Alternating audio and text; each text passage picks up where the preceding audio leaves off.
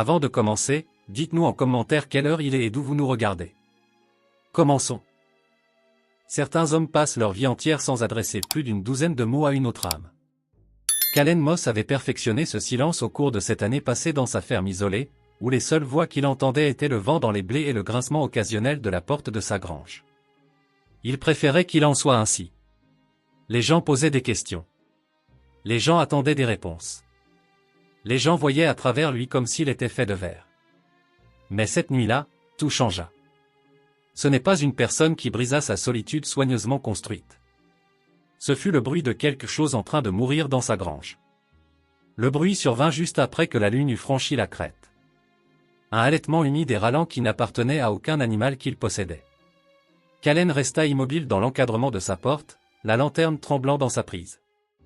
Chaque instinct lui criait de barricader la porte et de prétendre n'avoir rien entendu. C'est ce que l'ancien Calen aurait fait. C'est ce que cette année d'exil auto-imposé lui avait appris. Au lieu de cela, ses pieds le portèrent à travers la cour. La porte de la grange était entr'ouverte. Il la verrouillait toujours. Toujours, ce qui signifiait que quelqu'un ou quelque chose était entré. La main de Calen se resserra sur la lanterne alors qu'il pénétrait dans l'obscurité, la flamme projetant des ombres folles contre les bottes de foin empilées et les stalles vides. C'est alors qu'il la vit. Elle gisait recroquevillée dans un coin comme une poupée brisée, à moitié enfouie dans la paille lâche. Des cheveux sombres se répandaient sur ses épaules, et ses vêtements, du cuir orné de perles complexes, étaient trempés de quelque chose qui semblait noir dans la faible lumière. Du sang, beaucoup trop. Ses yeux étaient fermés, sa respiration superficielle et irrégulière. Une apache, le mot le frappa comme un coup de poing. Calen vivait assez loin des colonies pour éviter la plupart des conflits, mais même lui connaissait les tensions qui couvaient à travers le territoire. Il connaissait les histoires. Il connaissait la peur. Et il savait qu'héberger quelqu'un comme elle, quelqu'un fuyant clairement quelque chose, pouvait le faire pendre ou pire. Il aurait dû s'éloigner, sceller son cheval et chevaucher jusqu'au poste le plus proche. Il aurait dû laisser quelqu'un d'autre gérer cette situation impossible. Mais ses yeux s'ouvrirent. Ils se fixèrent sur les siens avec une intensité qui le glaça sur place. Aucune peur, aucune supplication, juste une évaluation silencieuse, comme si elle mesurait s'il valait l'effort de rester consciente. Ses lèvres bougèrent, formant des mots dans une langue qu'il ne comprenait pas. Et puis sa main bougea, révélant quelque chose gravé dans le sol de terre battue sous elle. Des symboles, des marques délibérées tracées avec un doigt trempé dans son propre sang. La gorge de Calen se serra. Elle ne se cachait pas seulement. Elle laissait un message. Pour qui? Son peuple, ses poursuivants. Et pourquoi ici? Pourquoi sa grange? Sur sa terre. La seule nuit où il avait réellement entendu la porte s'ouvrir. Il s'agenouilla près d'elle, la lumière de la lanterne captant le soulèvement et la chute de sa poitrine, s'affaiblissant à chaque respiration. Elle avait besoin d'aide. D'une vraie aide. Le genre d'aide qu'il n'avait aucune idée de comment donner. Mais la colonie la plus proche était à des heures de là, et elle n'aurait jamais survécu au voyage.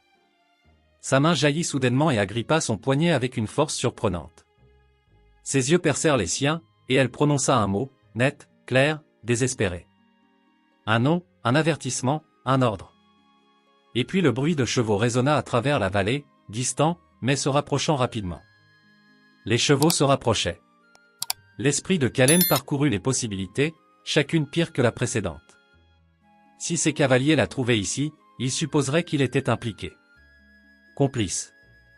Peut-être même celui qui l'avait blessé en premier lieu. Il serait traîné hors de chez lui, ses terres saisies, sa distance soigneusement maintenue avec le monde brisé en une seule nuit violente. Mais sa prise sur son poignet ne s'était pas relâchée. Même maintenant, sombrant et émergeant de la conscience, elle s'accrochait comme si elle s'ancrait à quelque chose de solide. À lui. Il prit sa décision dans l'espace entre deux battements de cœur. Calen attrapa une brassée de foin et la dispersa sur les symboles qu'elle avait dessinés, les obscurcissant complètement.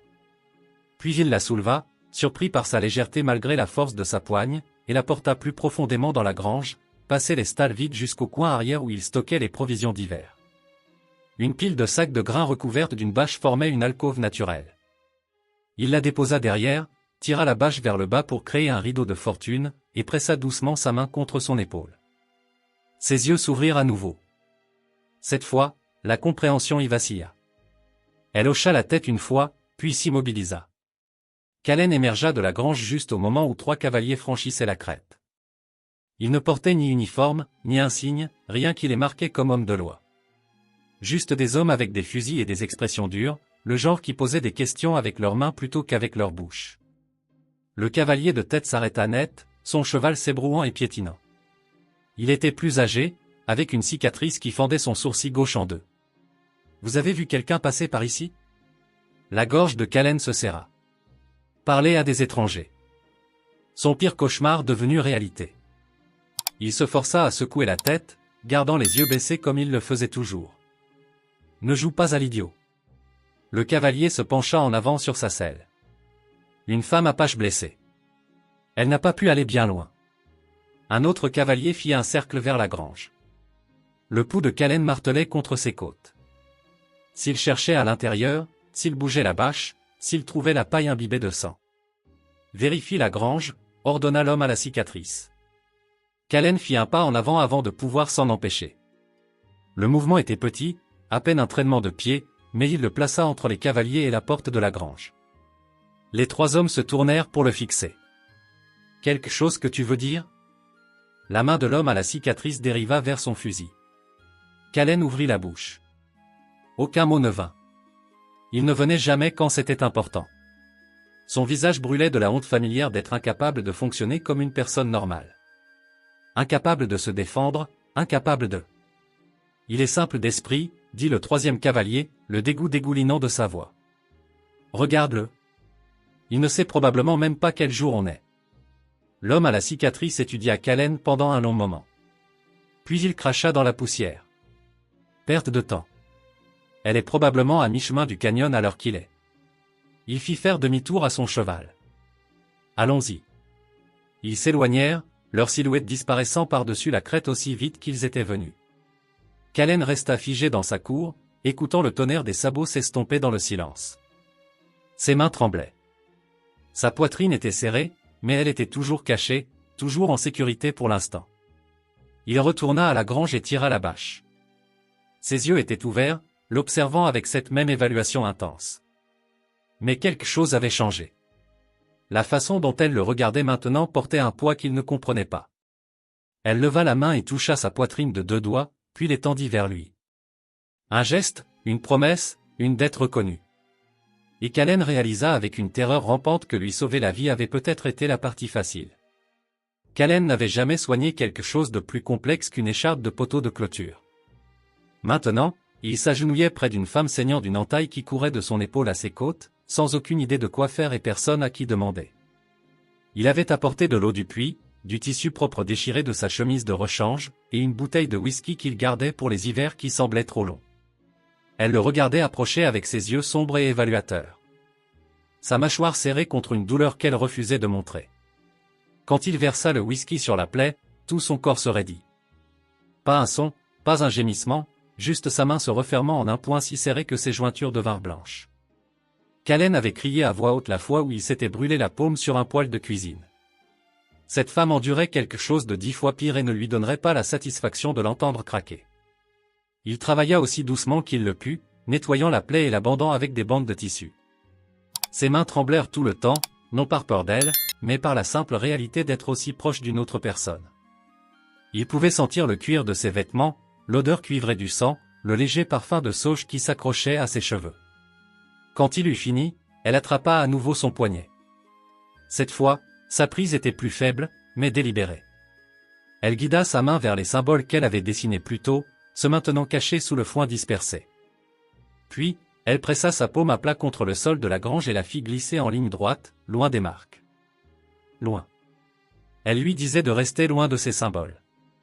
La gorge de Calen se serra. Pourquoi? Était-il un avertissement? Une limite? Quelque chose de sacré qu'il avait déjà violé en les couvrant? Elle relâcha sa main et le pointa du doigt, puis elle-même, puis fit un mouvement comme si elle brisait quelque chose en deux. La signification était assez claire.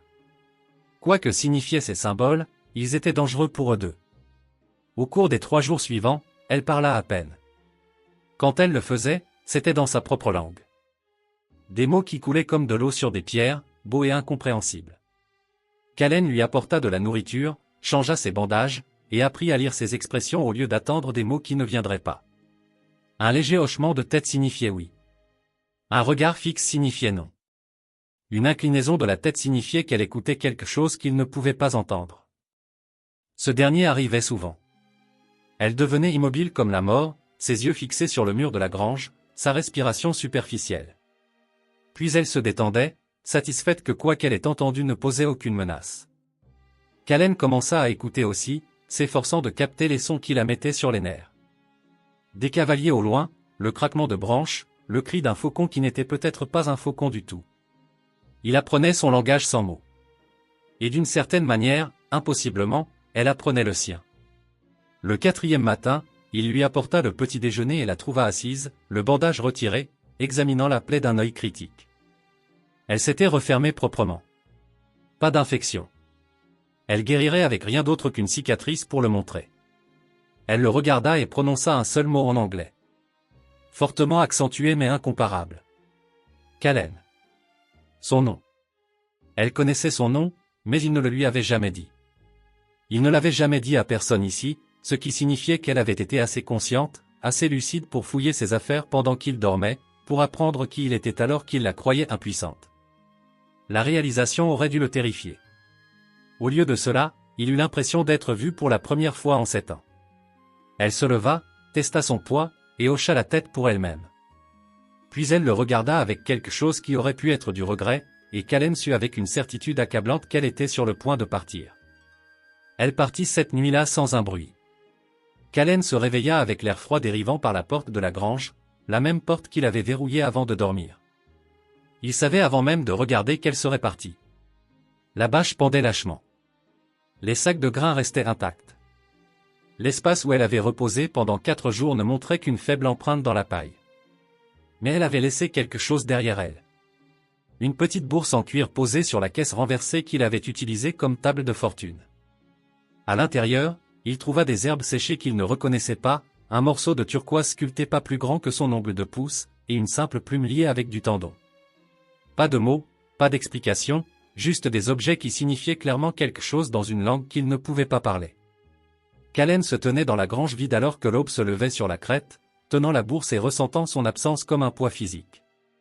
Pendant 4 jours, son monde avait contenu une autre personne, quelqu'un qui n'attendait pas de lui qu'il parle, qui communiquait par regard et geste, qui lui avait confié sa vie.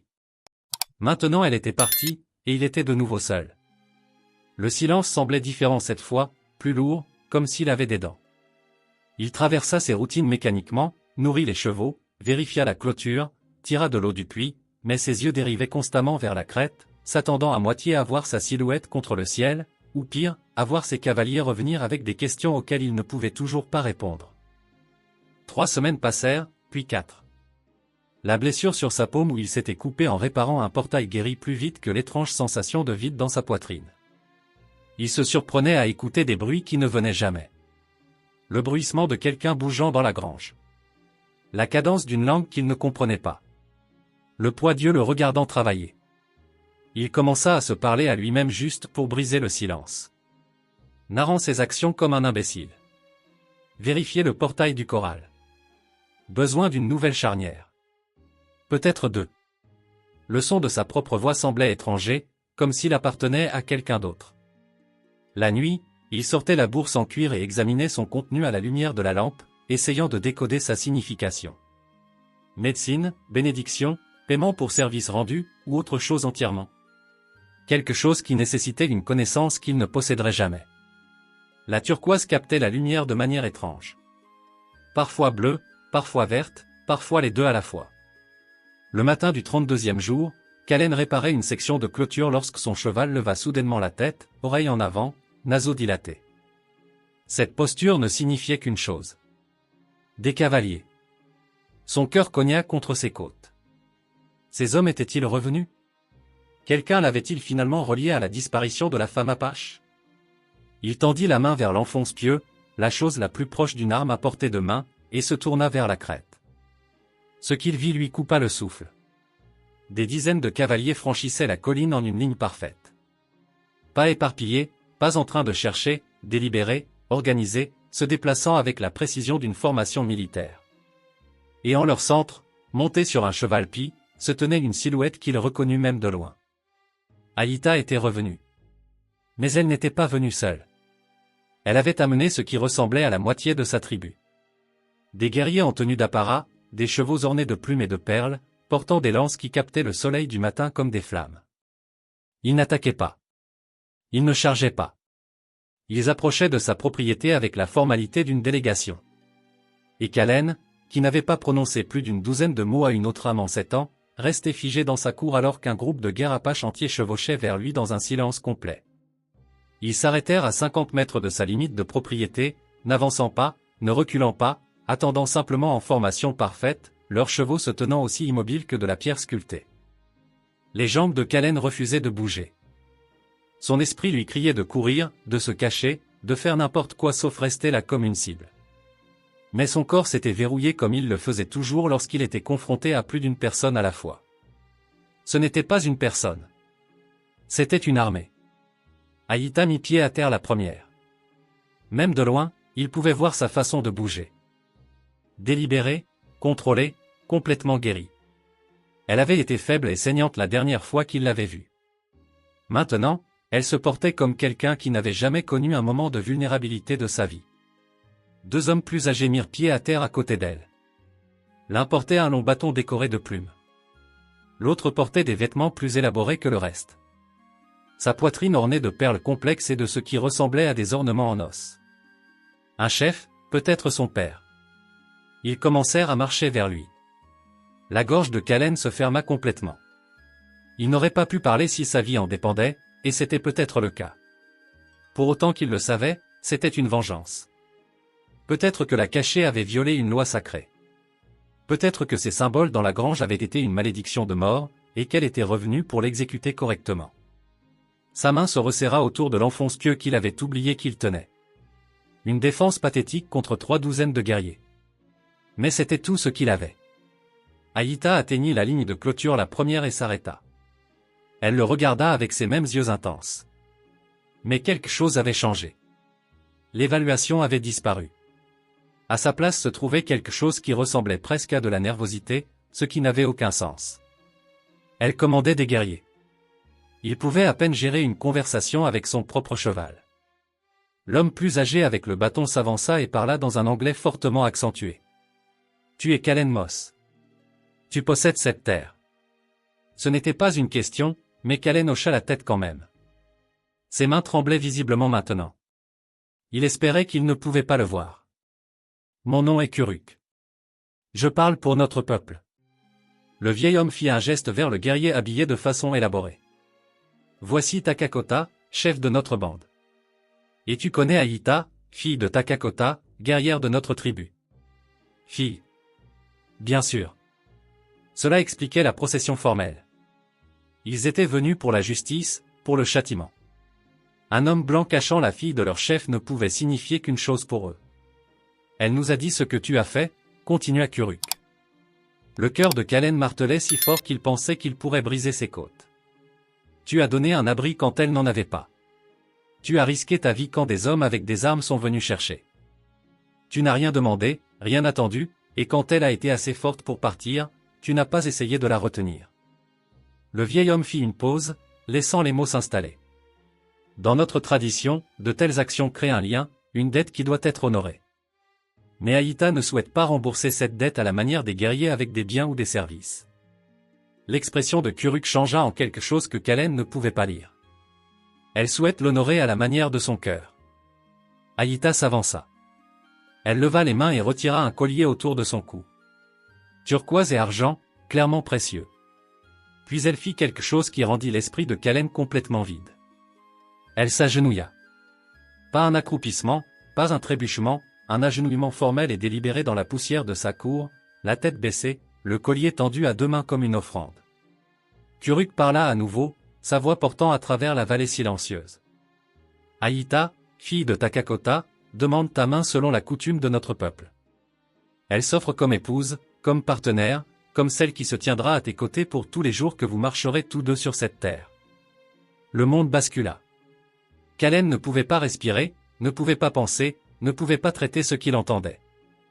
3 douzaines de guerriers apaches le regardaient dans un silence absolu, attendant une réponse qu'ils n'avaient aucune idée de comment donner. Mariage. Le mot rebondissait dans le crâne de Kalen comme un oiseau piégé. Elle lui demandait de l'épouser devant son père, devant sa tribu entière, devant des guerriers qui pourraient l'abattre avant qu'il ne fasse 3 pas. Cela devait être un test. Une sorte d'épreuve apache élaborée où la mauvaise réponse signifiait une exécution rapide. Peut-être qu'on lui avait ordonné de faire ça. Peut-être que son père avait exigé qu'elle rembourse la dette de cette façon et qu'elle était aussi piégée qu'il se sentait. Mais quand Kalen se força à la regarder vraiment, il ne vit aucun ressentiment dans sa posture, aucune honte. Elle s'agenouillait dans sa cour la tête baissée, s'offrant librement. Et la seule émotion visible sur son visage était l'espoir. L'espoir qu'il dise oui. Sa bouche s'ouvrit. Rien ne sortit. Cette année de silence auto-imposé avait calcifié sa voix en quelque chose d'inutile. Il essaya encore, forçant l'air à passer le nœud dans sa gorge. Le mot sortit comme un croassement. Je ne. La tête d'Aïta se releva légèrement. Ses yeux rencontrèrent les siens. Et à ce moment-là, Kalen vit au-delà de la guerrière, au-delà de la fille d'un chef, au-delà de la femme qui avait saigné dans sa grange. Il vit quelqu'un qui comprenait ce que signifiait être isolé, être différent, communiquer par des moyens qui ne nécessitaient pas de mots. Elle l'avait choisi. Pas parce qu'elle le devait. Pas parce que la tradition l'exigeait, mais parce qu'en 4 jours de silence et d'espace partagé, elle avait vu quelque chose en lui qui valait la peine d'être gardé. Pourquoi? Le mot s'échappa avant qu'il ne puisse l'arrêter. Kuruk traduisit. Aïta répondit dans sa propre langue, sa voix stable et claire. Le vieil homme écouta, puis se tourna vers Kalen. Elle dit, tu lui as donné la sécurité quand tu avais toutes les raisons d'avoir peur. Tu as touché ses blessures avec des mains douces quand d'autres hommes en auraient profité. Tu n'as rien demandé et attendu encore moins. Kuruk fit une pause. Elle dit que tu es le premier homme qu'il a vu sans essayer de la rendre plus petite, et cela vaut plus que tous les guerriers de notre tribu réunis. La vision de Kalen se brouilla. Il ne pleurait pas. Il avait passé 7 ans sans pleurer, mais ses yeux brûlaient quand même. Je ne peux pas, il força les mots à sortir. Je ne sais pas comment être un mari. Je ne sais même pas comment parler aux gens. Kuruk traduisit. La réponse d'Aïta fut immédiate. Elle dit qu'elle n'a pas besoin de mots. Elle a besoin de quelqu'un qui ne fuira pas quand elle saigne. Quelqu'un qui se tiendra entre elle et le danger même quand ses mains tremblent. Quelqu'un dont le premier instinct est la protection, pas la possession. L'expression du vieil homme s'adoucit. Elle dit, tu t'es déjà montré digne. Cette cérémonie n'est que la formalité. Derrière Aïta, Takakota demeurait inexpressif. Mais sa main reposait sur l'arme ornée à sa ceinture. Pas menaçant, juste présent. Un rappel que ce moment portait un poids au-delà de la romance. La réponse de Kalen forgerait ou romprait une connexion entre 2 mondes qui se touchaient rarement sans effusion de sang. Il regarda la femme agenouillée dans sa cour, la tribu observant depuis leurs chevaux, la vie qu'il avait construite dans l'isolement, sûre et petite, et qu'il étouffait lentement. Elle lui offrait quelque chose d'impossible, quelque chose de terrifiant, quelque chose qu'il voulait désespérément sans savoir qu'il l'avait cherché. Kalen laissa tomber l'enfonce pieux. Il heurta le sol avec un bruit sourd qui résonna à travers la vallée silencieuse. Puis il fit 3 pas en avant, fermant la distance entre eux, et fit quelque chose qu'il n'avait pas fait depuis plus longtemps qu'il ne pouvait s'en souvenir. Il tendit la main le premier. Sa main trouva la sienne. Ses doigts se refermèrent autour des siens avec la même poigne qu'il avait ancrée à la vie 4 semaines plus tôt. Et quand il l'aida à se relever, les guerriers derrière elle commencèrent à chanter, un son rythmique et ancien qui roula à travers la terre comme le tonnerre. Kalen avait dit oui sans prononcer un mot et d'une certaine manière, impossiblement, elle avait parfaitement compris. La cérémonie dura jusqu'à ce que le soleil atteigne son point culminant. Kalen n'en comprit presque rien. Kuruk traduisit les parties essentielles, l'échange de promesses, la liaison des mains avec une corde tressée, le partage de l'eau dans un bol en bois sculpté. Mais la majeure partie du rituel se déroula dans une langue qui coulait devant lui comme une rivière. Belle et incompréhensible. Aïta se tint à côté de lui tout du long, sa main stable dans la sienne. Quand les anciens parlaient, elle répondait avec assurance. Quand il lui posait des questions à travers Kuruk, elle attendait patiemment pendant qu'il bafouillait des réponses qui semblaient inadéquates. Et quand Takakota s'avança finalement et plaça ses 2 mains sur leurs poignets joints, son expression resta illisible. Le chef parla longuement. Kuruk traduisit par morceaux soigneux. Takakota dit que sa fille a choisi un chemin qu'il n'attendait pas, mais il t'a observé, Kalen Moss. Il a envoyé des éclaireurs après la disparition de sa fille. Ils ont rapporté qu'un fermier blanc a repoussé des hommes armés avec rien d'autre que le silence et l'obstination. Le vieil homme fit une pause. Il dit qu'il y a plusieurs sortes de courage. Le plus bruyant n'est pas toujours le plus fort. Takakota relâcha leurs mains et recula. Les guerriers abaissèrent leurs lances à l'unisson. Un geste que Kuruk expliqua signifiait l'acceptation, pas l'approbation, pas la célébration, juste la reconnaissance que le lien avait été témoigné et scellé. Puis, un par un, la tribu partit. Ils montèrent sur leurs chevaux dans la même formation parfaite et repassèrent la crête, laissant Kalen et Aïta debout seuls dans la cour comme des survivants d'une tempête. Le silence semblait différent maintenant. Chargé de possibilités au lieu de vide. Aïta se tourna vers lui et parla soigneusement en anglais, chaque mot délibéré. Nous apprenons ensemble. 4 mots, plus qu'elle ne lui avait jamais dit dans sa langue. La gorge de Kalen se serra. Il hocha la tête, ne se faisant pas confiance pour répondre. Elle marcha vers la grange et il la suivit. À l'intérieur, elle s'agenouilla près de l'endroit où elle s'était cachée des semaines auparavant et balaya le foin dispersé, révélant les symboles qu'elle avait dessinés avec du sang et de la terre. Ils avaient pâli mais restaient visibles. 3 cercles interconnectés avec des lignes rayonnant vers l'extérieur. Aïta toucha le premier cercle et dit un mot dans sa langue. Puis elle pointa Kalen et le répéta. Elle toucha le deuxième cercle, se pointa elle-même, et dit un autre mot. Enfin, elle traça le troisième cercle, celui qui connectait les 2 autres, et dit quelque chose qui ressemblait à une question. Kalen s'agenouilla près d'elle, étudiant le dessin. Lentement, la compréhension se fit jour. Le premier cercle était lui. Le deuxième était elle. Le troisième était l'espace qu'ils créeraient ensemble. Pas son monde, pas le sien. Quelque chose de nouveau qui nécessitait les 2 pour exister. Il ramassa un morceau de bois carbonisé du foyer froid et dessina une 4e ligne reliant les 3 cercles, complétant le motif. Quand il leva les yeux, Aïta souriait. C'était la première fois qu'il la voyait sourire. L'expression transforma tout son visage, adoucissant les bords tranchants de la guerrière en quelque chose de chaleureux et de terriblement vulnérable. Elle tendit la main et toucha sa joue, un geste si doux qu'il fit mal à sa poitrine. Cette nuit-là, ils s'assirent ensemble à l'extérieur de la grange, regardant les étoiles émerger une à travers le ciel infini. Elle lui apprit des mots dans sa langue. Il lui apprit plus de mots dans la sienne. La plupart de ce qu'ils communiquaient se passait encore sans parole, par des regards et de petits mouvements, et le silence confortable de 2 personnes apprenant à occuper le même espace. Kalen réalisa quelque part entre minuit et l'aube qu'il n'avait pas eu peur une seule fois depuis la fin de la cérémonie. La panique qui le saisissait habituellement autour des autres avait disparu parce qu'Aïta n'avait pas besoin qu'il performe. Elle avait juste besoin qu'il soit présent. Et pour la première fois en 7 ans, être présent semblait suffisant. 3 mois changèrent tout et rien. La terre semblait la même. La grange avait toujours besoin de réparation. La ligne de clôture exigeait toujours une attention constante. Mais Kalen ne travaillait plus seul. Aïta se déplaçait dans son monde comme si elle y avait toujours appartenu. Lui enseignant une efficacité qu'il n'avait jamais envisagée et apprenant ses méthodes avec la patience de quelqu'un qui comprenait que le changement prenait du temps. Elle était une meilleure chasseuse. Il était un meilleur planteur. Ensemble, ils faisaient tourner la ferme plus doucement qu'elle ne l'avait jamais fait quand il portait tout seul. La première fois que des cavaliers apparurent sur la crête, la vieille panique de Kalen essaya de refaire surface, mais Aïta se tint simplement à côté de lui, sa main reposant sur son épaule, et la peur se dissolut. Les cavaliers s'avérèrent être des commerçants cherchant un raccourci vers la prochaine colonie. Kalen réussit à leur donner des directions sans que sa voix ne se brise une seule fois. De petites victoires, mais elles s'accumulaient.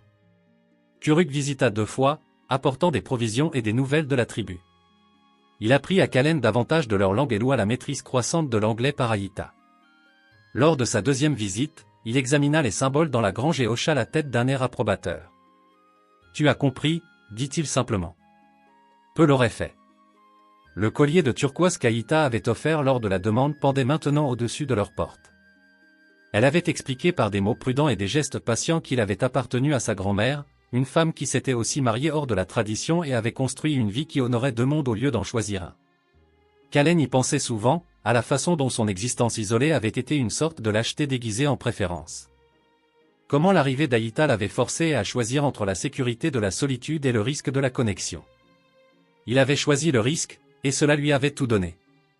Un soir, alors qu'ils étaient assis dehors à regarder le soleil peindre les montagnes en or, Aïta s'appuya contre son épaule et parla en anglais. Heureux. Un mot, mais il contenait un univers de signification. Était-il heureux? Cette vie était-elle suffisante? Regrettait-il le choix? Kalen se tourna pour la regarder, la femme qui avait saigné dans sa grange et était revenue avec une armée. La guerrière qui s'était agenouillée dans la poussière et s'était offerte librement. La personne qui avait vu de la valeur chez un homme trop effrayé pour parler et avait décidé qu'il valait la peine de se battre pour lui. Oui, dit-il. Le mot vint facilement. Pas de bégaiement, pas d'hésitation. Heureux. Elle sourit de ce sourire rare et transformateur et s'installa plus près contre lui. Au loin, un faucon cria. Le vent bougea à travers l'herbe. Le monde continuait sa rotation sans fin. Mais Kalen ne comptait plus les façons dont il avait échoué. Il comptait les moments où il avait réussi. Les jours où il s'était réveillé aux côtés de quelqu'un qui comprenait le silence comme un langage au lieu d'un défaut. Les nuits où il s'était endormi sans le poids écrasant de l'isolement pressant contre sa poitrine. Il y a 7 ans, il avait choisi de disparaître, de devenir invisible, d'exister dans les marges où les gens ne pouvaient pas le blesser. Mais Aïta l'avait trouvé quand même. Et au lieu de le traîner de force dans un monde qui ne lui avait jamais convenu, elle en avait construit un nouveau avec lui. Un endroit où son calme était une force, où sa douceur était valorisée, où être vu ne signifiait pas être diminué. Le fermier timide qui avait caché une femme apache dans sa grange était devenu quelque chose qu'il n'avait jamais imaginé possible. Il était devenu quelqu'un qui n'avait plus besoin de se cacher. Si vous avez aimé cette histoire, cliquez sur la vidéo sur votre écran maintenant pour regarder un autre conte inoubliable de la frontière, où le courage et la connexion remodèlent les destins de manière que vous n'auriez jamais attendu. N'oubliez pas de vous abonner et envisager un super chat pour nous aider à continuer à vous apporter plus d'histoires comme celle-ci. Votre soutien signifie tout pour nous.